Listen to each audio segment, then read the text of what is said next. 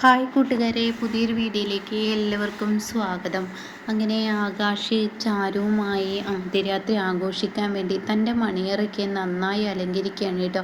താൻ ഇവിടെ ചാരുവിൻ്റെ കണ്ണൊക്കെ കെട്ടിയിട്ട് ആ റൂമിലോട്ട് കൊണ്ടുപോവാണ്. എന്നാൽ ഈ സമയം ശ്രേയക്കത് സഹിക്കില്ല കേട്ടോ.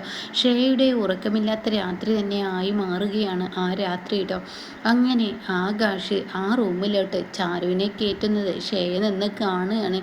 ഈശ്വര, ഇനി അവർക്കിടയിൽ എന്തെങ്കിലും സംഭവിക്കുമോ? ഒരിക്കലും എൻ്റെ ആകാശിനെ ഞാൻ വിട്ടുകൊടുക്കില്ല എന്ന തീരുമാനവുമായാണ് കേട്ടോ ശ്രേയ നിൽക്കുന്നത്. പക്ഷേ ഇവരുടെ ആദ്യരാത്രി മുടക്കാൻ തന്നെക്കൊണ്ട് എന്ത് വഴിയാണുള്ളത് എന്നൊക്കെ താൻ ചിന്തിച്ചു കൂട്ടുമെങ്കിലും തൻ്റെ മുന്നിൽ ഒരു വഴി തുറക്കുന്നില്ല കേട്ടോ.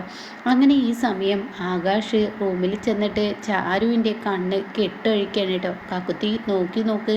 അത് കണ്ട ഉടനെ കാക്കുത്തിക്ക് ഹായ് എന്ന് പറയെങ്കിലും കൂടി കാക്കുത്തി പിന്നീടാണെങ്കിലോ തൻ്റെ ഉള്ളിൽ ശ്രേയ, ഇയാളാണെങ്കിലോ ആകാശ് എൻ്റെ അക്കുച്ചേട്ടൻ ശ്രേയയെ സ്നേഹിച്ചതാണ്, അപ്പോൾ ഒരു പെണ്ണിനെ ചതിക്കല്ലേ, അപ്പോൾ അതൊരിക്കലും പാടത്തില്ലല്ലോ, അതുകൊണ്ട് താൻ വഴി മാറണമെന്നുള്ള ആ മനോഭാവമാണല്ലോ, അതല്ലെങ്കിൽ തന്നോട് ഇഷ്ടം തുറന്ന് പറയണം.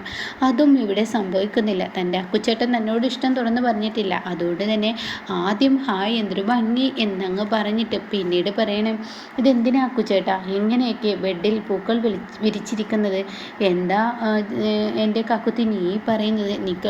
നിനക്ക് പൂക്കൾ വലിയ ഇഷ്ടമാണല്ലോ, നീ പൂക്കളെന്ന് വെച്ചാൽ ജീവൻ കളയുന്ന ആളാണല്ലോ, ഇങ്ങനെയൊക്കെ ഞാൻ ചെയ്യുന്നതിന് എനിക്ക് ഇഷ്ടമാണല്ലോ. അത് കേട്ട ഉടൻ തന്നെ അതെ അക്കുച്ചേട്ടൻ മുമ്പത്തെ കാര്യം ഒന്ന് ആലോചിച്ച് നോക്ക്. മുമ്പ് അക്കുച്ചേട്ടനോട് ഞാൻ മുല്ലപ്പൂവിൻ്റെ അയ്യോ ഇത് തന്നെ ഇങ്ങനെ പറയല്ല, അത് എത്ര വട്ടവും ഞാൻ പറഞ്ഞു, അത് അന്ന് അങ്ങനെ എനിക്ക് സംഭവിച്ചു, ഇപ്പോൾ തനിക്കിഷ്ടമുള്ളത് ചെയ്യുന്നതാണ് എൻ്റെ ഇഷ്ടം.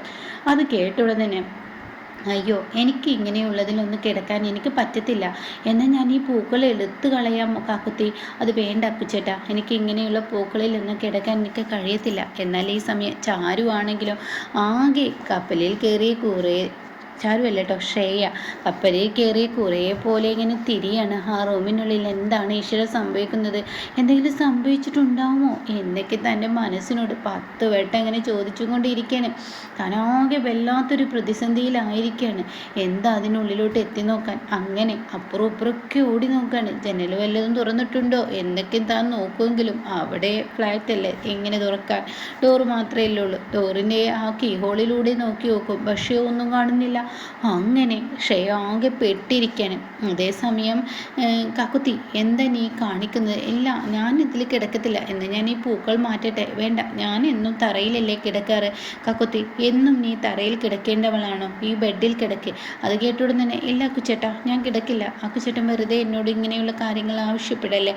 അത് കേട്ടുടൻ തന്നെ എന്താ കാക്കുത്തി നീ എന്നും ഇങ്ങനെ തറയിൽ കിടക്കണം? നമ്മളൊരു ഹണിമൂണിനൊക്കെ വന്നു കഴിഞ്ഞ് തീർച്ചയായും അതിൻ്റേതായ ആ ഒരു രീതി വേണ്ടേ? നിനക്കിപ്പോൾ എന്താ പ്രശ്നം? ഈ പൂക്കളാണോ പ്രശ്നം? എങ്കിൽ ഞാൻ ഈ പൂക്കളങ്ങ് എടുത്ത് മാറ്റിക്കോളാം, അതോടുകൂടി നിനക്ക് ഈ പ്രശ്നത്തിനൊരു പരിഹാരമാവുമല്ലോ. നീ ബെഡിൽ കിടക്കാൻ പറഞ്ഞ് കിടന്നിരിക്കണം കാക്കുത്തി. ഇല്ല അക്കുച്ചേട്ടാ എനിക്ക് കിടക്കാൻ പറ്റത്തില്ല, എന്ന് ഞാൻ പൂക്കൾ മാറ്റിയാൽ മതിയല്ലോ എന്ന് പറഞ്ഞ് പൂക്കളൊക്കെ മാറ്റാൻ ഒരുങ്ങുകയാണ് കേട്ടോ. ഇതേ സമയം ശ്രേയ തൻ്റെ ഉള്ളിൽ ആ ഐഡിയ തോന്നിയിരിക്കുകയാണ്. ശ്രേയ പിന്നീട് ഒന്നും നോക്കില്ല. തനിക്കറിയാവുന്ന അവിടുത്തെ പോലീസുകാരനെ വിളിക്കുകയാണ്. അപ്പോൾ അയാളാണെങ്കിലോ എവിടെയാണെന്ന് അയാളോട് ചോദിക്കുന്നുണ്ട് ശ്രേയ. അപ്പോൾ താൻ ഈ വഴിയുണ്ട് എന്ന് പറയണേ, എന്നാൽ നിങ്ങൾ ഫോൺ കട്ട് ചെയ്യണ്ട, നിങ്ങൾ പെട്ടെന്ന് ഇങ്ങോട്ടേക്ക് വാ എന്ന് പറയണേ. അത് കേട്ടോടെ തന്നെ അയാൾ ചോദിക്കുന്നുണ്ട് എന്തിനാണ് അത്? ഞാൻ പറഞ്ഞല്ലോ നിങ്ങൾ എൻ്റെ അരികിലോട്ട് വാ, ചീഫ് മിനിസ്റ്ററായ അങ്ങനെയൊക്കെ പറഞ്ഞിട്ട് സംസാരം തുടങ്ങുകയാണ് കേട്ടോ. ചീഫ് എഞ്ചിനീയർ എന്നൊക്കെ പറഞ്ഞിട്ട് സംസാരം തുടങ്ങുകയാണ്. അപ്പോൾ അയാൾക്കാണെങ്കിൽ വേണ്ടപ്പെട്ട ആളാണ് ഈ ശ്രേയ. അപ്പോൾ അയാൾ ശ്രേയ പറയുന്നതിനനുസരിച്ച് നീങ്ങാൻ ഒരുങ്ങിയിരിക്കുകയാണ്. അങ്ങനെ നിങ്ങൾ പെട്ടെന്ന് വാ എന്ന് പറയുന്നത്. ശരി ഞാനിപ്പോൾ എത്താം എന്ന് പറഞ്ഞിട്ട് ഫോൺ കട്ട് ചെയ്യാതെ ഇവർ സംസാരിക്കുകയാണ്. അങ്ങനെ ശ്രേയ ആണെങ്കിൽ പുറത്തോട്ട് ഓടിച്ചെല്ലാണ്. എന്താ പ്രശ്നം? അതെ എൻ്റെ റൂമിന് നേരെ മുന്നിലുള്ള റൂമിൽ എന്തായാലും അവർ ഇന്ന് രാത്രി ഇവരിവിടെ കിടക്കാൻ പാടില്ല. അതെന്താ? നിങ്ങൾക്കറിയാവുന്ന എനിക്കറിയാവുന്ന വ്യക്തിയാണെന്ന് തന്നെ കൂട്ടിക്കോ. അവരൊരുമിച്ച് കിടക്കാൻ പാടില്ല. അതിന് എന്തെങ്കിലും ഒരു സൂത്രം ചെയ്യണം. അതിന് എന്താ ഞങ്ങൾ മാഡം ചെയ്യുന്നത്? അല്ല ഒരു അനസ്താഷ്യ നടക്കുന്ന വ്യഭിചാരം അങ്ങനെ എന്തെങ്കിലുമൊക്കെ അങ്ങോട്ട് പറഞ്ഞ് തട്ടിക്കുട്ടിക്ക് അങ്ങനെയൊക്കെയുള്ള വാക്കുകൾ പറയാൻ കേട്ടോ. അപ്പോൾ ഈ സമയം ഈ വാക്കുകൾ കേൾക്കുമ്പോൾ മാഡം അതൊക്കെ ഇപ്പോൾ നടക്കുമോ? അങ്ങനെ ഒരു ഹോട്ടലല്ലല്ലോ ഇത്. എന്നാലും അവരുടെ സമയം എങ്ങനെയെങ്കിലും അവരുടെ മനസ്സമാധാനം എങ്ങനെയെങ്കിലും കളയണമെന്ന് പറയണം കേട്ടോ. എന്നിട്ട് പറയണേ ഞാനിങ്ങ് മാറി നിൽക്കാമെന്ന് പറയണേ. ശരി ആയിക്കോട്ടെ എന്ന് പറയണേ. അപ്പോഴേക്കും ചാരുവിനെ ആകാശ് വാ ബെഡിൽ കിടക്ക്, നീ ഇവിടെ കിടന്ന് തന്നാൽ മതി, ഞാൻ തറയിൽ കിടന്നോളാം, എനിക്ക് ബെഡിൽ കിടക്കണം ചാരു എന്ന് പറഞ്ഞിട്ട് ചാരുവിനെ പിടിച്ചിങ്ങനെ കിടത്തുമ്പോൾ ചാരു ആണെങ്കിലും പതിയെ ഈ പറയുന്ന ആകാശിൻ്റെ അരികിലോട്ട് ഇങ്ങനെ അടുത്തും കൊണ്ടിരിക്കുകയാണ് കേട്ടോ. അപ്പോൾ ആകാശിൻ്റെ ആ ഒരു സ്നേഹം തിരിച്ചറിയുന്ന ആ സമയമാണ് ആരോ കതകിൽ തട്ടുന്നത്. അത് കേൾക്കുന്നുടനെ തനിക്ക് മൊത്തത്തിൽ ഭ്രാന്ത് പിടിക്കുകയാണ് കേട്ടോ. ആകാശിന് അങ്ങ് ദേഷ്യം പിടിക്കണേ, എന്തൊരു ശല്യമാണ്, ഈ സമയത്താണോ കതകിൽ ആരാ തട്ടിയിരിക്കുന്നത് എന്നൊക്കെ പറഞ്ഞ് താൻ ദേഷ്യത്തോടു കൂടി കതക് തുറക്കണം. അപ്പോൾ ഈ സമയം കതകങ്ങ് തുറക്കുന്നതിനോട് കൂടിയിട്ട് കാണുന്നത് പോലീസുകാരായിരിക്കും കേട്ടോ. താനൊന്നങ്ങ് വന്നേ. അപ്പോൾ ആകാശ് ചോദിക്കാം, എന്താ താനങ്ങ് വന്നേ, ഒരു കാര്യം ചോദിക്കാനുണ്ട്, താൻ ആരാ, തൻ്റെ പേരെന്താ? അപ്പോൾ ആകാശ് പറയുകയാണ്, ഞാൻ ഇന്ന സ്ഥലത്തെ ചീഫ് എഞ്ചിനീയർ അസിസ്റ്റൻ്റ് അങ്ങനെയൊക്കെ പറയുകയാണ് കേട്ടോ. അപ്പോൾ ഈ സമയം ഞാനൊരു ഗവൺമെൻറ് ഉദ്യോഗസ്ഥനാണ്, നിങ്ങളുടെ പ്രശ്നം എന്താ? അപ്പോഴേക്കും ചാരു പുറത്തോട്ട് വരികയാണ്. ഇതാരാടോ തൻ്റെ, ഇതെന്തോന്ന് ചോദ്യമാണ്, ഇവളെൻ്റെ ഭാര്യയാണ്. ഇവൾ ഭാര്യയെന്നോ? ഭാര്യയെന്ന് പറഞ്ഞിട്ട് തന്നെയാണ് ഇങ്ങനെയുള്ള ലോഡ്ജ് റൂമിൽ ഇങ്ങനെയുള്ള ആണുങ്ങൾ പെണ്ണുങ്ങളെ കൊണ്ടുവരുന്നത്. അപ്പോഴേക്കും ചാരുവിൻ്റെ മനസ്സിങ്ങനെ കലങ്ങാണ് കേട്ടോ. ചാരുവിൻ്റെ കണ്ണിലൊക്കെ വെള്ളം നിറയട്ടെ. അത് ഷേയ ഇയർഫോണ് ബഡ്സ് വെച്ചിട്ടുണ്ടാവും അയാൾ. ഷേയ അങ്ങനെ ലൈനിലുണ്ട്. ഷേയ പറഞ്ഞു കൊടുക്കണം, അവർ നിയമപരമായി കല്യാണം കഴിച്ചതാണെന്ന് ചോദിക്കുക. അപ്പോൾ തന്നെ ഓക്കെ, ഭാര്യ ഭർത്താക്കന്മാരെന്ന് പറഞ്ഞിട്ട് പലരും ഇവരുടെ വരാനുണ്ട്, എന്നാൽ നിങ്ങൾ നിയമപരമായി കല്യാണം കഴിച്ചതാണോ? ഓ, ഞങ്ങൾ കല്യാണം കഴിച്ചതാണ്. അപ്പോൾ തൻ്റെ രജിസ്റ്റർ ചെയ്ത് എന്തെങ്കിലും ഉണ്ടോ, രജിസ്റ്റർ ചെയ്തിട്ടുണ്ടോ? അപ്പോൾ തന്നെ ആകാശ് ഇല്ല, ചെയ്തിട്ടില്ല. പിന്നെ എങ്ങനെയാണോ താൻ നിയമപരമായി കല്യാണം കഴിച്ചു എന്ന് പറഞ്ഞ്? അല്ല, അഗ്നിസാക്ഷിയായി നാട്ടുകാരൊക്കെ അറിയാൻ ഞാൻ ഇവളുടെ കഴുത്തിൽ താലി കെട്ടെ, അതൊരു നിയമപരമാണോ? താനൊരു ഗവൺമെൻറ് ഉദ്യോഗസ്ഥനായിട്ടാണോ ഇങ്ങനെ സംസാരിക്കുന്നത്? അത് കേട്ട ഉടൻ തന്നെ ആകാശ് പറയണം, ഇവൾ എൻ്റെ ഭാര്യയാണ്, അത് ഞാൻ നിങ്ങളോട് പറഞ്ഞു. അത് കേട്ട ഉടൻ തന്നെ ഇവളെൻ്റെ ഭാര്യയാണെന്ന് പലവരും പറയുന്നുണ്ട്, എന്നാൽ അവിടെ നിൽക്കട്ടെ. അപ്പോഴേക്കും ഷേയ ഈ എസ് പറയണേ, അവരോട് ചോദിച്ചു നോക്കുക, അവരുടെ വെഡ്ഡിങ് ഇൻവിറ്റേഷൻ ലെറ്റർ അങ്ങനെ എന്തെങ്കിലും ഉണ്ടോ എന്ന് അവരോട് ചോദിക്കും, തെളിവിനായിട്ട് എന്ന് പറയണം. പക്ഷേ കളിക്കെങ്കിൽ കളിക്കുകയാണ് കേട്ടോ. അങ്ങനെ പോലീസുകാരൻ ചോദിക്കുകയാണ്, ഓ ആയിക്കോട്ടെ, ഇനിയിപ്പോൾ രജിസ്ട്രേഷൻ നടന്നിട്ടില്ലെങ്കിൽ വേണ്ട, രജിസ്റ്റർ ചെയ്തിട്ടില്ലെങ്കിൽ വേണ്ട, നിങ്ങൾക്ക് കല്യാണം കഴിക്കുമ്പോൾ ഒരു വെഡ്ഡിങ് കാർഡ് ഉണ്ടാവുമല്ലോ, അത് തൻ്റെ കയ്യിലുണ്ടോ? അത് കേട്ട ഉടനെ ആകാശ് ഉണ്ടല്ലോ എന്നാൽ കാണിക്കുക എന്ന് പറയണം. അങ്ങനെ ആകാശ് പെട്ടെന്ന് അത് എടുക്കുകയാണ്. അപ്പോൾ എടുത്ത ഉടൻ തന്നെ താൻ എന്താണ്, താൻ എന്നെ പൊട്ടനാക്കുകയാണ്.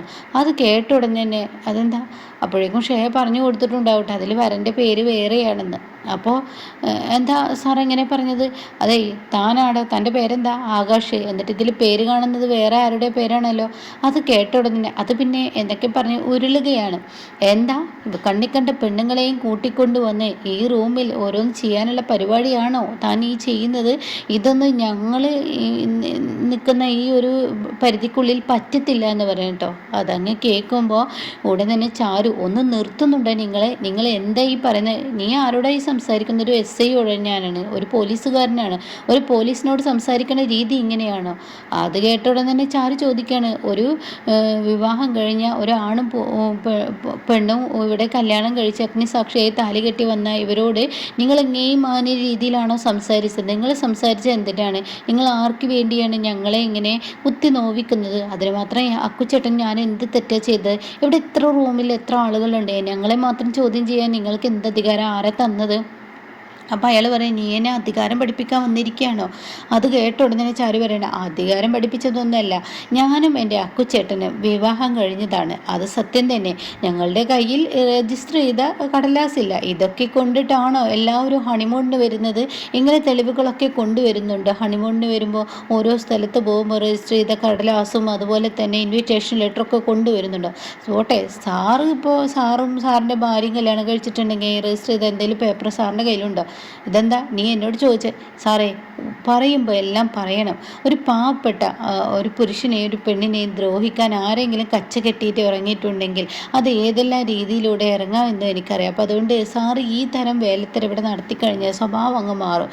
അപ്പോഴേക്കും ആകാശ് പറയണേ, ശരിയാണ്, ഞാനൊരു ഗവൺമെൻറ് ഉദ്യോഗസ്ഥനാണ്, ഒരു ഗവൺമെൻറ് ജോലിയിൽ നിൽക്കുമ്പോൾ ഇങ്ങനെയുള്ള വേലത്തരങ്ങളൊന്നും ചെയ്യാൻ പാടില്ല, അതുകൊണ്ട് ഞാൻ എൻ്റേതായ നടപടികൾ നോക്കും. ചാരു പറയണേ, ശരിയാണ്, ഞാനിത് വിഷയമാക്കുമെന്ന് പറയണം. അതോടുകൂടി ശരി, നിങ്ങൾ പറയുന്നത് കേട്ട് ഞാനങ്ങ് പോകുന്നു എന്ന് പറഞ്ഞിട്ട് അവിടെ നിന്ന് പോവുകയാണ് കേട്ടോ. ഇതേ സമയം ചാരു പിന്നീട് അവിടെ നിന്ന് അങ്ങോട്ട് പോവുകയാണ്. റൂമിൽ ചെന്നിട്ട് ചാരു ഇങ്ങനെ പൊട്ടിക്കരയാണ്. നമുക്കിപ്പോൾ തന്നെ പോവാം ഇവിടുന്ന് എന്ന് പുറത്ത് നിന്നിട്ട് തന്നെ ചാരു പറയുന്നുണ്ട്, ഇനി ഈ ഹോട്ടലിൽ നിൽക്കണ്ട, നമുക്കിപ്പോൾ തന്നെ പോവാമെന്ന് ആകാശിനോട് പറയാം. അപ്പോൾ ആകാശ് പറയണേ, ആ പോലീസുകാരൻ അങ്ങനെ പെരുമാറിയത് എന്തിനാ ചാരു നീ ഇങ്ങനെയൊക്കെ പറയുന്നത്? അത് വേണ്ട, ഇനി നമുക്ക് പോവാം എന്നൊക്കെ പറഞ്ഞ് വിളിച്ചു കൊണ്ടുപോകാൻ ശ്രമിക്കുന്ന ഒരു സീനൊക്കെയാണ് കേട്ടോ. ഇനി നെക്സ്റ്റ് എപ്പിസോഡിൽ വരാനിരിക്കുന്നത് കേട്ടോ. അപ്പോൾ ഇതുപോലെ അപ്കമിങ് റിവ്യൂസ് കേൾക്കാൻ താല്പര്യമുള്ളവർ ചാനൽ സബ്സ്ക്രൈബ് ചെയ്തിട്ട് ഞാൻ ഇടുന്ന വീഡിയോയുടെ നോട്ടിഫിക്കേഷൻ എനിക്ക് ലഭിക്കും കേട്ടോ.